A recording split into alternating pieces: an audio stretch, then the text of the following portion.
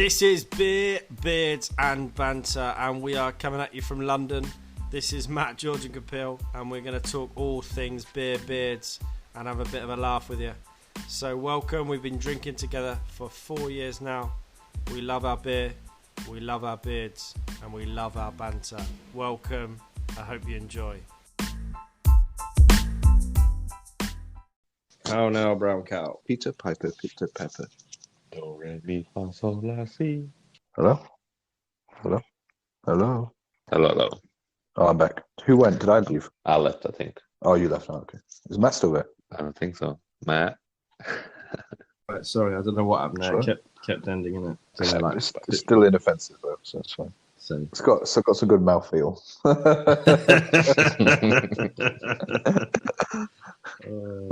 all the good stuff happens before we even start. Yeah. I don't know why, for no reason, but today I feel nice. So Life's good. That's true. All right. Who wants to kick it off this time? I feel like someone else should do it. what do you want me to say? What do you want? So it's number 7, yeah? Yeah. Just give me one moment to visualize. Okay. I love that sound. And whilst we're locked down, that only means one thing. Guys, Kapil, Matt, welcome to episode 7 of Beer, Beards and Banter. How are we all? Yeah. All good. All good, my friend. Feeling happy today. It's Sunday. Life is good. Beer's in front of me. Can't beat it. Better weather. Yeah, all good.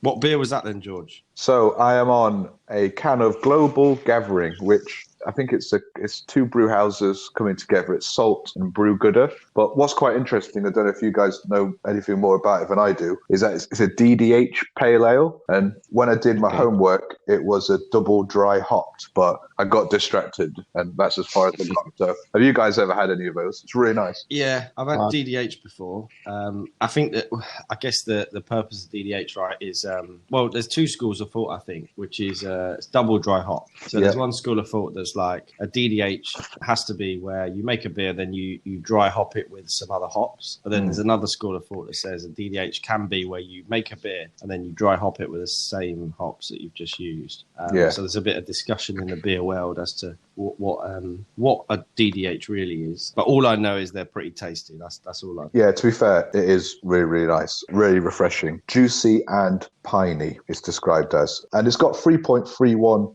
as a score on Untapped, yeah, which I think is like a pretty solid score, right? But yeah, it's nice stuff, really nice stuff. What are you guys drinking? What have you got, Caps? I'm having this collaboration from Gipsy Hill with Beer 52. It's called Desert Haze. It's a hazy pale ale. It's 4%. Did that reviews recent package for monthly package? Yeah, I did upgrade to the 12 cans just to see which one they bring. This is quite good. It's quite light, and the flavor was, as soon as you pour it, you can like feel the smell of it, like proper nice citrusy smell. Like same as yours says, it's fruity, piney. I don't feel it's bitter, but it's like it's easy to drink one, and it has like 3.65 on the Untapped. It's quite good. Strong. Sounds like a nice one to start on a lazy afternoon. What are you starting with? What are you starting with? Yeah, so I've got a can called Ride the Wave Kvevic Pale Ale. I don't know if I said that right. It's 3.6% by 71 Brewing Company. So they're an independent brewery based in Dundee in Scotland.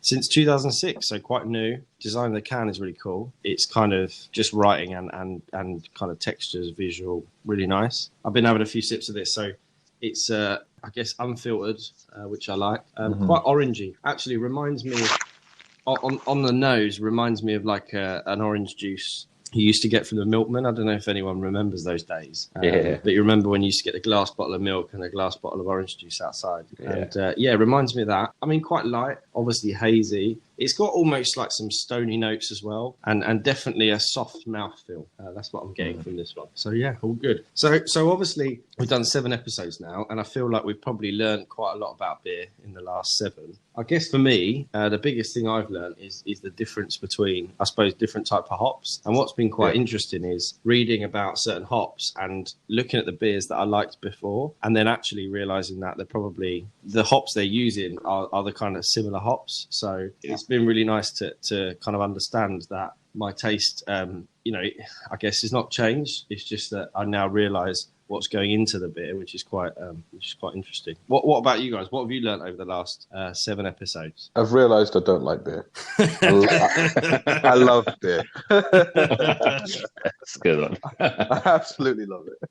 I think for me, I suppose it's similar to you, but I suppose also what's great is I think what we've all enjoyed is every week we're having beers that we've never had before. Yeah. And when you think how boring, I hate to keep talking about it, but how boring lockdown is and everything like that, it really is the highlight of our day or highlight of our week. And it's just great. And I think the thing I'm excited most about is a lot of the beers we've drunk in the breweries are really local to us anyway. So I think what's great is hopefully the next couple of months we'll be able to learn even more about that brewing process and get out to some breweries and really get amongst it. So I think that's been the best part for me, really. Yeah. What about you, Cap? Yeah, I think it's the same. Yeah, same in terms of, I guess we're used to drinking not like unknown beers. As soon as we went on lockdown, we said, okay, where are we going to buy beer from? And a place like Brewery, Beer 52, and Beer Bods, Beer Hawk, those places, they give you like a taste of the world, right? So you can test it, try beers from other countries, and even local beers that they not get promoted as much. And that's the best part, because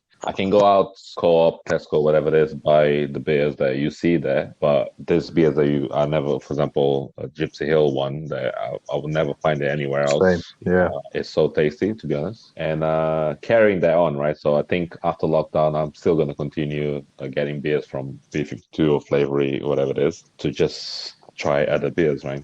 Yeah. And for people like us, it's a great system because we are all far too lazy to ring up and cancel any sort of subscription. Especially one. So you're disappointed. You're going to be disappointed in yourself for about 2 minutes, and then once they deliver it, you're going to feel pretty great.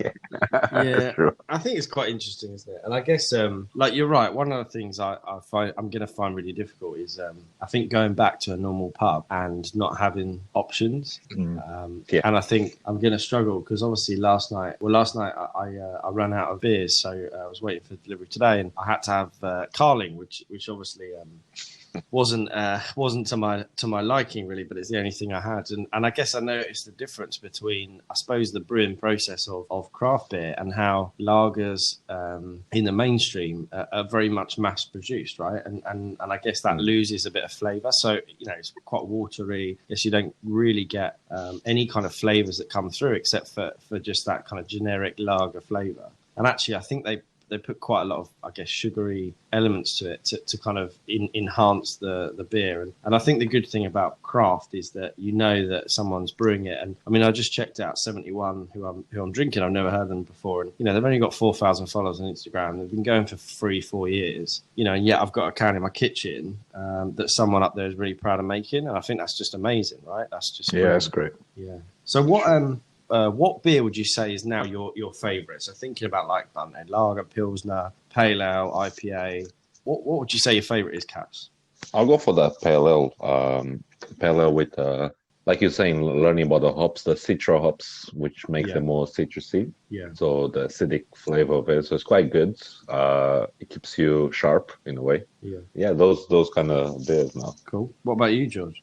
I think the same. I always liked my pale ales before, but I think it's the one that I enjoy the most and I've learnt most about as well. So that's been really good. But we've also had some cracking pilsners as well. Yeah. So I'd say those two for me. I'm still my stouts. I've got a stout lined up today, but still to completely win me over. I know you guys like them a bit more than me, but I'm sure by the end of the summer I'll be a big fan. But yeah, pale ale for me. But I think we've had some cracking pilsners as well. Yeah, it's quite interesting. I think for me, it's got to be that the IPA family. I guess it's quite broad, right? But I have to say, something with mosaic hops. I've been doing a bit of research into mosaic hops, and they seem to be the ones I like. Got kind of tropical flavours, and often something that's got mosaic in. I kind of pick that out and really like it.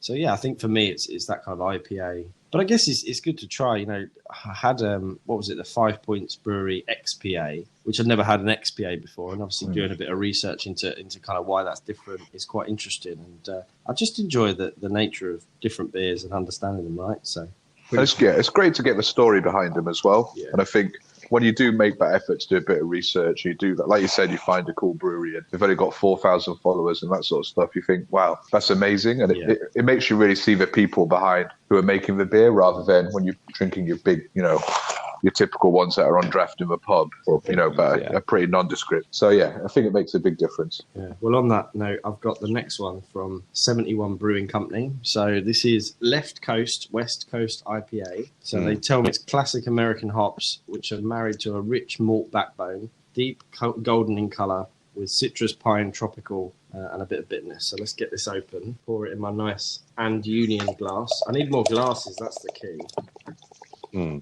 I should really like this one, right? Because I've just said IPAs are my favourite. This is 5.4%. Oh, very foamy. Quite nice. Really white foam. Oh, yeah, that's tasty. Okay, yeah, quite strong on the alcohol. I guess the tropicalness isn't really there, but I can taste the piney. Well, the piney fruitiness is there. Definitely bitterness at the end, which is to my liking. Not too sweet, which is probably quite good. So yeah, that's it. Left Coast, West Coast IPA. Best served at 6 to 8 degrees. I think I've got perfection there. Very nice.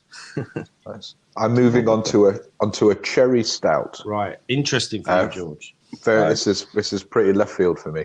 It's from the Stroud Brewery. So I think before we guess, we've made a few guesses before of where breweries are. We've made some big mistakes. So I think we better. I have to Google. So someone can help me out and look at where this one's from. There's a few places in the UK called Stroud. Actually, there's one in Kent near where I used to grow up, but I don't think it's there. I think it is. Is it Stroud Brewery? You said Stroud, yeah. Gloucestershire. Okay. I think it's near Bristol, not far from Bristol. Cheltenham. Yeah, GL5. Yeah, Cheltenham, Gloucester. Yeah, it's Gloucester. Yeah, it's Gloucester. That's okay, it. GL5. Yeah. Nice. So it's described as a rich, sweet, stout porter, conditioned on sour cherries and molasses. Dark roasted malts add a hint of chocolate, evoking a certain desert from the Black Forest. Sounds pretty awesome. Wow. So I've poured it, but it is very, very dark. That's nice. That's really nice, actually. And I don't usually like I said earlier, I'm not a big stout fan, but really nice. It's a bit of a weird phrase to say, but it's very clean tasting. Okay. It's very crisp, and the flavors are really, really clear. I suppose what's nice about it is, the reason I'm not into my stouts as much is it doesn't feel like I'm having a 3-course meal. Yeah. So I feel I could have a few of these. Yeah, very nice. Yeah, that's good. I'm just looking at it online, actually. I've never had like a cherry stout. Cherry's my favourite fruit, so I reckon I'd really like that. Where did you get that from? What box was that in? In fact, that came in the Beer 52 box, which they said was the Danish box, right? But only 2 for 10 beers were Danish. I don't know how they're calling it the Danish box, but it came in a Beer 52 box. But that's really nice, really, really nice. Good. What are you moving on to? That one from that box that we got, the Danish box. I managed to pick up the Danish one. So it's called Tea Party. So it's a collaboration from people like us, microbrewery, and Mikkeller, and brewed by Flying Couch. So Copenhagen, right? So it's quite good. Let's see. It says it's cream ale. So that's the first one. I never heard of cream ale before. Is that the green can? Green can, yeah. It says cream ale with green tea at 6.5%. So let's see how this is. This could be a Sunday snooze. Green tea, right? That's quite interesting. Yeah, that's quite interesting because I guess you don't usually get green tea combined with beer, right? So it looks like it's a podcast for first. Yeah, it looks like it's a podcast of first this week, right? Cherry stout, and now we got a green tea party. It has 3.2 on rating on Untappd. Let's test it out. Apparently it says it should fill the aromas of green tea. Yeah. Yeah, definitely. Yeah, I can. It's not the 6.5. It doesn't feel like 6.5. It's like a light. It's creamy. Yeah, and I can kind of feel the green tea of it. And I need to learn more about cream ale because I've never heard how the cream ale is made. To be honest. Yeah, same. It says American cream ale is a mild, pale, light-bodied ale made using warm fermentation, top or bottom fermenting yeast, and cold lagering. Okay. Yep. All of that. That's the thing we need to learn when we start going to breweries, how they ferment it, how to do this, how to do that. Never learn. What kind of yeast to use. Yeah. All that stuff. George, I think you're gonna like this tea party. Yeah. It's quite good. I think we got like 2 Danish beers, right? Or something. Yeah, so there's the tea party which came in a can. Then I think there's maybe Yeah. 1 or 2 bottles as well, Mm-hmm. which I think were Danish. But it's interesting, and again, it shows you because, like I said, I think on a previous episode, Brewers in Copenhagen, you go there, all you really see is Carlsberg and Tuborg. So again, maybe that's another emerging scene for us as well. Good, big news this week on Carlsberg, right? Carlsberg and Marston's coming into collaboration in the beer world. I was quite surprised by the amount of brands that Marston's looked after. So there was like Kirin, which is the Japanese beer, Shipyard Ale, which you often get in, I think Wetherspoon serve that quite a lot. So there's a few there that I didn't realise that Marston's owned, but it's good move for, I guess, Carlsberg, but bad move for, I guess, craft beer. It's difficult, isn't it, to know who's owned by who, because there's, that Brooklyn Brewing Company, I didn't realise was actually owned by Carlsberg. Is it? Yeah, so we're obviously drinking away thinking it's a craft beer, but actually it's owned by a big company. So it's really difficult, isn't it, to work out who's owning what and who's distributing what, right? Yeah, it's a bit masked, isn't it? Yeah. We could be on the verge of making a Channel 4 documentary between the three of us, maybe. We'll get Louis Theroux involved. Yeah, Louis involved. Yeah. And we're on top. I'll ring him later and see if he's up for it. Yeah, I reckon he is. He loves controversy. Speaking of that, you should. I was watching today this Hassan Minaj episode because they released a new series in quarantine.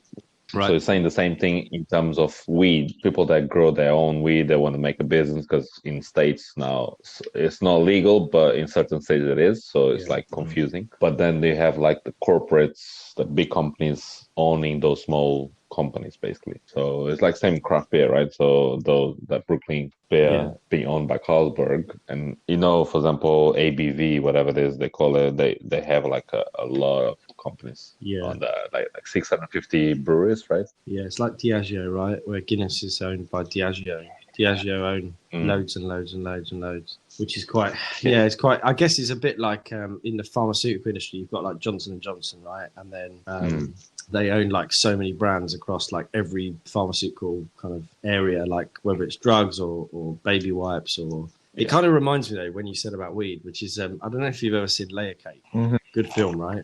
Yeah, great. Early Daniel Craig. Yeah. But you remember the bit where right at the start, he says, like, one day these drugs will all be a commodity. And he's in the kind of the shop pans out behind him, and he's got like these different boxes of different drugs or whatever. And I think, in all seriousness, it's probably we're not a million miles away from that. I think with America like legalizing weed in certain states, it's going to be I guess that's going to be the rise. And the whole thing about like vaping as well, like different companies like creating different vapes and all that kind of stuff is you can almost see the trends there, right? Setting the scene. Like IQOS, right? Owned by Marlboro. Yeah, you would never know that, right? Until you looked it up. Yeah. Interesting. Oh, this beer is actually really nice. This has got to be one of my favourites I think I've had this week. And I've drunk a few this West week. Coast, yeah? Yeah. The left coast, West Coast. Yeah, I've drunk a few this week. And I have to say, I got 2 cans of this. I only got 1 left in the fridge, which is a bit disappointing. I think this one came through from Flavour. Did you get that one, Cap? Same, yeah. I had the left coast, West Coast yesterday, and it was quite good, to be honest. Very good. And I was like saving it, right, for the right moment, because only 2 cans, right? Yeah. But now we know where it came from, how we can get it, so that's good. Yeah, I just checked out their website, actually. They do deliveries, 71 Brewing, which is good. And we'll have to send them a message just saying how impressed we are with their stuff. There should be like a place that we can. So we done 7 episodes. We know which beers we like it a little bit. Yeah. Which breweries? There should be like a place that we can like pick and choose, like 2 cans of each, 2 cans of this, 2 cans, and they can make a box, right? Not like the set box they send whatever they choose, right? Yeah, I think it's interesting because they don't often have that, right? Because like when I ordered from Brew by Numbers, I just got their general like lockdown package, I think they called it. And so you got like I don't know, 10 beers, and you just got 1 each of like the things they wanted you to try. And obviously, like in that pack, there's some that are like probably quite popular, and then some that they're like new and when I was looking on Untapped, a lot have only had like 200 ratings, right? So yeah, it's quite interesting. It's quite good to try new beers, but also like it'd be nice to pick and choose from breweries. I think Harbour was the best one for that because they just let me choose what I wanted, and then obviously got it sent. You can make a box. Yeah, it's pretty good. Yeah. I'm looking forward to the weekend's over, right? But I've got next week off, which is quite nice, and I'm looking forward to trying those Planet beers from Beavertown. I know we spoke about them before, Caps, and I need to work out a way of getting some cool photos. I've left them in the cupboard, but I want to try and drink them on Tuesday, which is my birthday. So I've said to my wife, I think you got photos at 2 a.m. with those bad boys. Yeah. With the stars, right? Well, stars. Yeah, that's what with I'm trying to do. With the clear sky, Yeah, that's what I'm trying to do. It's difficult though because being in London, right, it's hard to find a clear sky. I suppose at the moment it's a bit clearer, right? Mate, the only clear sky I've ever seen is in King's Lynn. King's Lynn, great place. Pollution free. Do you want me to give you a little geography lesson? Sure. Well, the clearest. Do you know the clearest place in the whole world for seeing stars? Well, I was going to say like maybe if I had to guess, I would have said like Iceland, right? But yeah. What about you? What would you say? I'll probably say somewhere like the South Hemisphere, kind of. Okay. Like the middle, like Ecuador, like like in between. Kind of. Yeah, you wouldn't be a million miles away. So it's actually in Chile. Okay. And it's in the Atacama Desert. So basically, the Atacama Desert, because there's like absolutely nothing there, right? And it's right on the coast of South America. And obviously, there's no pollution like coming from the other direction. So the skies there apparently are the most amazing. And apparently, like if you go at night, you can see actual like the shape of the galaxies. So you know where we just see stars, right? You can actually see like the nearest galaxies and the kind of you can make them out. And obviously like the planets when they're around are really clear. And it's one of the places like I've always wanted to go. I managed to go to Peru, which is another story I'll tell you about in a minute. But yeah, I mean, I want to go back to Chile, right? Because I just want to go to the desert. It's amazing. And the other thing about Chile, which I found out recently, was they own Easter Island. Yeah, I watched that on the Disney Channel. Yeah. I watched the documentary about that. It's crazy. Yeah. Really interesting. Really, really interesting. I need to watch that. Yeah. I'll tell you about the funny thing about Peru though was when I was there, they've got this these stalls that just get set up on the street, right? And they're just stalls of like alcohol that is mixed with like this like hallucinogenic drug. So they have like 10 different colors, so like purple, green, red, blue, and these bottles are just in clear bottles, right? So all these men at the end of their working day will like go up to the stall and they'll just like go, right, I'll have a shot of that, like shot of the blue one, and then basically around the stall you just end up with like 30 men like laying in the street because they just had like one shot and then they're obviously like hallucinating and it's mental. Like honestly, and the cards are like going round them, and they're just like writhing around on the floor. But it did teach me about alcohol, right? I guess different cultures use alcohol differently, right? We enjoy beer, we enjoy talking about it, whereas there for them it's like a release and an escape, right? So it's quite interesting. Yeah. What's the craziest thing you've ever seen from alcohol? Any stories from your travels? Well, no. For example, in Portugal, it's different, right? So if you go out, for example, when you're young, we don't drink as much alcohol. Yeah.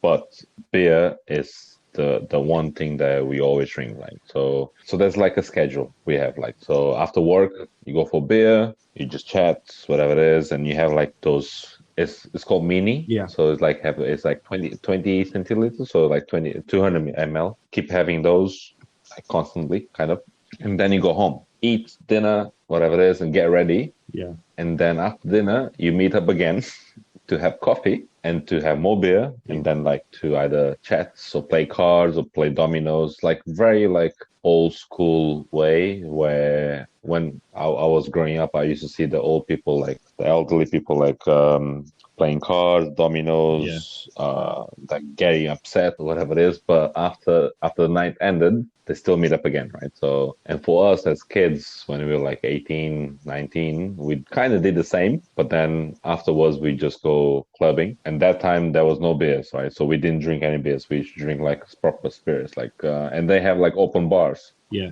So from like 1 o'clock, 2 o'clock, you have open bars of vodka. So everyone used to drink just vodka, order vodka, or they have open bar of some shots. And it's good times in Portugal, to be honest. So it's good times. It's funny because when we were all in Lisbon, when we were out walking around there, it was so easy to imagine a 18-year-old would feel. Yeah. Like, I picture you in all of those places where we were and everything like that, doing all the stuff. And I just think, I never thought, known you for a long enough time, but not until that point we were like, okay, I get it. I guess it's more social, right? It's more like it's very like the purpose of drinking is to stay social rather than drinking. And I guess we're very similar in that respect, right? We want to drink together, right? So often I won't have beers unless I'm like on a video call with you guys. Do you know what I mean? Like there's no reason for me to drink just as a kind of habit, right? Unless I want to try a new beer or whatever. But I think it's probably different for a lot of people in the UK, right? Yeah, that's true. But I guess that's the European mentality. Because I suppose I guess it was a little bit different when we went to Lithuania, right? Because I think they've got so many craft beers, and I suppose the climate's different, right? So I think the climate, you want to go out when it's cooler, especially in Portugal, Spain, those kind of countries, right? What about you, George, from Canada? I remember you telling me that you mentioned before you can only buy beer from a government licensed shop, and that it comes off the back of what you're just saying. So, and I suppose it's similar for us.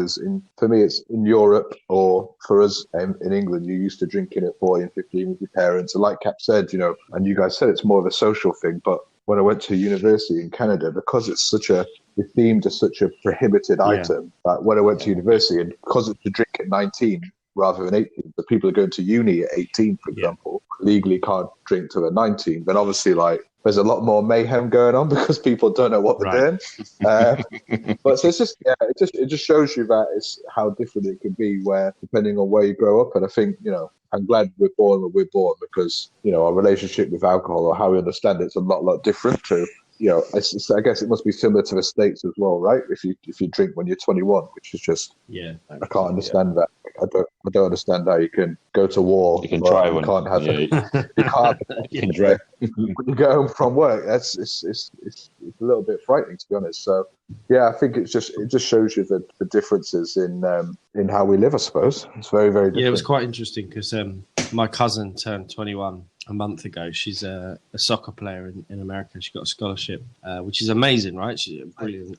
Yeah, in North Carolina. But she turned 21 at home. And so I was chatting to my auntie, my cousins, and they were saying, okay, we're going to like drive around the block, get her dressed up. And then, when she comes in, we'll check her ID at the door, and then we'll like hand her a cocktail, whatever. And like, I think we, like, it was really interesting because obviously they were just joking, right? And I think they did that, and then it was kind of a moment, and she had like a cocktail, whatever, and a few drinks that day. But it's quite interesting that they felt like they needed to do that. I think when we turn 18, often we've already had a few beers, right? And so there's not that sense. And we've been in both. Yeah, there's not that sense, right? And I think it was interesting for her because obviously being like a sports person, her relationship with alcohol was quite interesting because I guess, chatting to her, she would say, oh yeah, we go to these parties, and she's, obviously part of like this group of women, and they've got to get up at 6 a.m. and train every day and whatever. So alcohol for her is something that she sees as like a bad thing, right? Whereas we see it as more of like a social thing. And I think that connection in other countries isn't there, because I remember you telling me, George, about Canada and how casinos are like the only kind of place that you can go and drink, right? Is that yeah, like it's a lot of bars of it, like casinos. Like so, Niagara Falls, they have 2 casinos there, and I think they employ about half of the population. Right. Wow, like for real. And it's just like it's just different. And I think you go somewhere like Niagara Falls, there's like the touristy bit down by the falls, so there's a few bars. But in terms of like pubs, inverted commas, it just doesn't exist. And there's a few bars and stuff, and you'll go see some music and stuff, but it's not the same. It's more deliberate.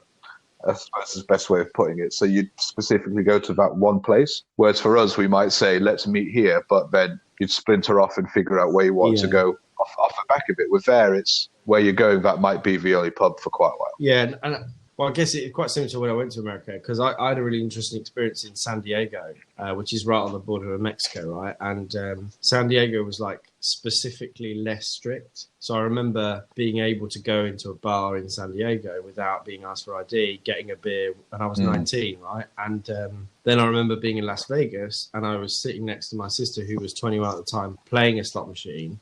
And then this guy came up and was like, "Can I have your IDs?" And obviously my sister could play. And then he asked me like not to sit down because I wasn't allowed to sit next to her while we were playing the slot machine. So I thought it was quite an interesting thing in terms of like the massive country and the different cultural connotations that existed between cities, right? Because I guess in Canada, it's like probably if you live in Toronto, it might be different to Niagara Falls, for example.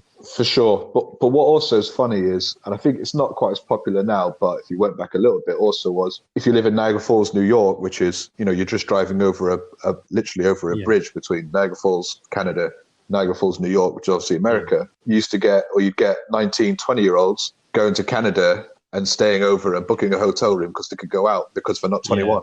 Yeah. Which is a very, very similar thing, right? So they drive half an hour over the border, book a cheap room or whatever, and then go out and party. Yeah, and that's quite a big thing with Mexico as well, right? Because I noticed a lot when we went to Tijuana for the day, there was a lot of like, the border's quite strict and there was a lot of young university kind of college type people going over the border. And actually the border is really interesting. So getting to Mexico is really easy. You just literally walk through, but then getting back takes like 4 hours. Because the Americans are so strict in terms of like what's coming in. Right? Yeah, quite interesting. Well, that's good to talk about different countries, right? I think the other thing for me, I went to Iceland a few years back, and I couldn't believe the price of alcohol. I don't know if anyone's been to like. I guess it's the same with Denmark in some ways, right? Yeah, Denmark is quite as bad. I think Norway is supposed to be really expensive as well, I think. That's what I heard. Denmark and Norway, price of alcohol is like, again, the living salary is different, right? So it's higher, Like in Denmark, it's not the euro, right? I don't think. No, it's not the euro, so it's a bit of a weird currency, so you also never know what you spend because at some points of the day your mental math isn't that great. So they're like, yeah, it's 500. I'm like, yeah, okay, that can't be that much. Okay, it went through on Monzo, so it's fine. Yeah, all good. All good. Yeah, classic trusty Monzo. Eh? They're the best. I heard you can get mortgages on Monzo now.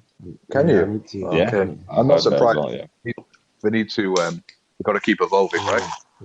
Okay, who's popping cats and what are you having? So I'm having Pale Ale, Atlas Brewing Company, Latitude, 3.9%. I know you've tried these caps. I think crisp, cool, refreshing, light, fresh, hoppy, and herbal bitter. That's the what they're telling me. It's a clear beer. So first clear beer of the day. I think on this ones you can have like a session on it. So yeah, definitely. I think it's. I mean, for me, this isn't the best pale ale I've ever tasted. I suppose you can tell when the 3.9%, right? I guess I can tell it's 3.9. Yeah, not too much flavour. I guess the hops are kind of a little bit overpowering. There's not much bitterness to it. Quite a sweet beer. Not wouldn't be my my favourite. I've got a few of these in the fridge, so I might send them Laura's way rather than. I mean, what's the area of the fridge where that's communal and everyone's allowed to drink? We go into that. well, this. But not yeah, this one was on the door, but I think I'll move the rest to the top shelf. Yeah, it's the one for the pictures, right? Yeah. What about you, Kat? I know you've tried this one. You've got the blonde one, right? Haven't you, Caps? Yeah, so that's the one I opened. So same Atlas Brewing, Nimbus, blonde, 5.0. So it's good. I had this yesterday as well. It was like better than the Latitude one that you had. Yeah, I've had the blonde one. The blonde beer is it's nice. It's right. I'm moving on to a Dream Sequence by Yeastie Boys. That is a beer, not a song. So Yeastie Boys, that's the name. Yeah, it's a brown, an American brown ale, 4.8%, dark orange, cacao, and happy. So let me just pour this out. Listen, when a beer says it's happy, it's got to be happy, right? Yeah, that's the feeling that you want. Where are they based then, Yeastie Boys? I don't know, but that orange is really nice, actually. There's only a hint of it, but it's really nice. I'm not sure. It says Yeastie Boys with Utopian. So it says it's brewed with our friends at Utopian Brewing in Devon. Okay. So Right. it's really nice. It's very desserty, if you like. You really get that chocolate and orange flavour, which is really nice. What's it called again? Dream Sequence. Dream Sequence. Yeah. I want to look this up because that sounds really tasty. Yeah? It is pretty tasty. I think this must have come in the most recent Beer 52 box as well. Did you get it, Caps? Dream Sequence? No. Boy, I haven't seen it, but what's can look like? It's like a blue sky, and then it looks some sort of promenade. Yes. Somebody's riding a bicycle. Yeah, pretty cool cat. I think I have it. It's my fridge as well. So I don't have the layout that Matt has it, so it's just everywhere. So it says it says yeastieboys.co.nz. Yeah, they are. So maybe it's Yeastie Boys are from New Zealand. Yeastie Boys in New Zealand. Yeah, okay. Yeah. We brewed this one in Devon, but I guess that's from New Zealand. That's how you get into bigger markets, right? Is collaborate with different breweries from around the world, and then allowing them to make it, but your name to be on it. It's probably quite a good strategy, right? Because it's a good strategy for the local brewery because they get the name of Yeastie Boys, and it's a good strategy for Yeastie Boys because they get their name out in a new location, right? So it's quite a good marketing tactic. Yeah, there we go. Putting my professional head on. Business. That's well, once we decide to open our brewery, so then we know what to do, right? So basically, we figure out a beer, but we'll just brew it in New Zealand. That's the plan. Start on Oceania and then go. I've got a question for you both. Then, so here's I think this might be probably the most important question that I've ever asked. Anyway, would you prefer? Right, here you go. Would you prefer beer out of a can or out of a bottle? Go. Depends where I am.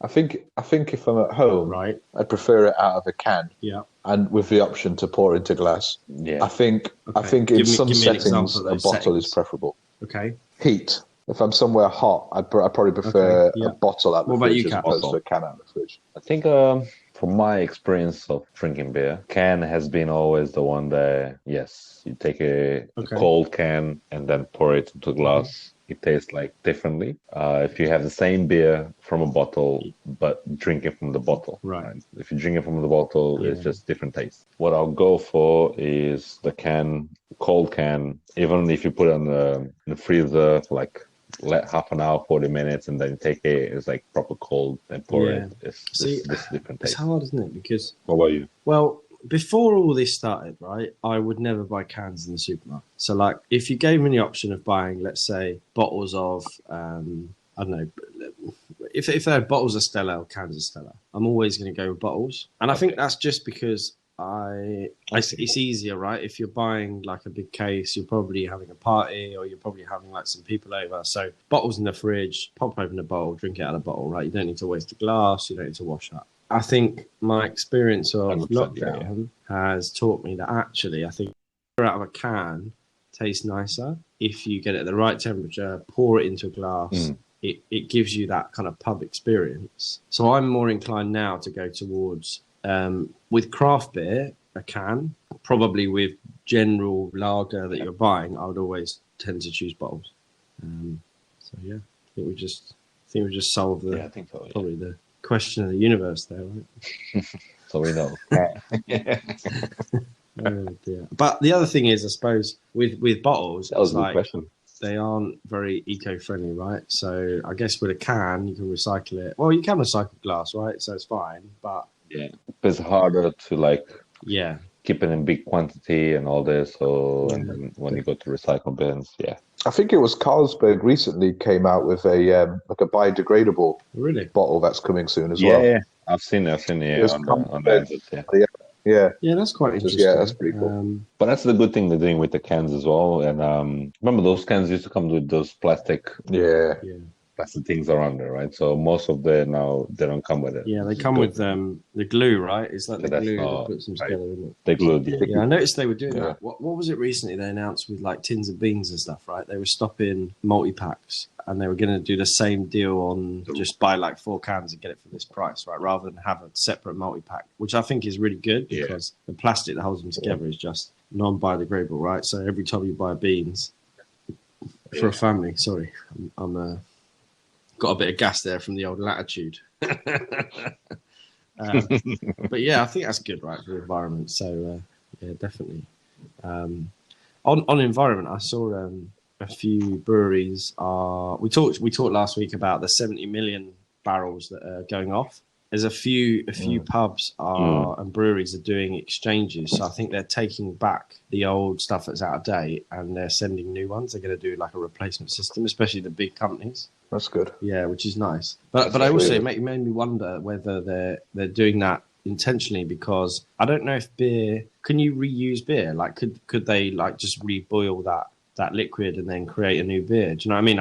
Maybe they could, right? I mean, yeah. Well, it could be it could be used for something, right? Yeah. Or make a bread, right? So if it's not like off, yeah, which we've been making beer a lot bread. of recently, Caps. Beer bread, yeah, very nice. Yeah. My recipe for that is very simple, right? Three cups of flour. I found the perfect recipe yesterday, right? So I got 1.5 cups of wholemeal flour, self-raising, 1.5 cups of white normal self-raising flour, 1.5 tablespoons of sugar, and a can of pale ale. Makes probably the best loaf of bread that you've ever had in your life. So if you're listening to this and you've not tried it, you need to try it. I'm going to be making another 2 loaves tomorrow. I'm probably going to start my own business. Call it, I don't know. Beards, banter, and bakes. Yeah, the 4 Bs. The 4 Bs. Yeah, guys, sorry, I'm branching off on my own, guys. I'm stealing the name. Yeah. Who really owns us? That's my question. Yeah. That's true. Yeah, who's got a bigger stake in the company, right? Because we can't all have 33.3333333%, right? I don't know. I had a few missed calls from asking today, so maybe we'll have to pick up that. We're going to be millionaires by the time we get out of lockdown. So, yeah. That's fine. All good. All right. Well, Well, listen, that's the end of I've finished my brown ale, and I said at the start that stouts and dark beers weren't my favourites, but I think at the end of those couple I've had, I'm definitely not quite there yet, but I'm definitely on the road to a lot more appreciation. So thanks for coming on the journey with me. I guess I'll speak to you guys in a bit. Cheers, George. Yeah. Cheers, Caps. Cheers. Take it easy. Yeah, see you guys soon.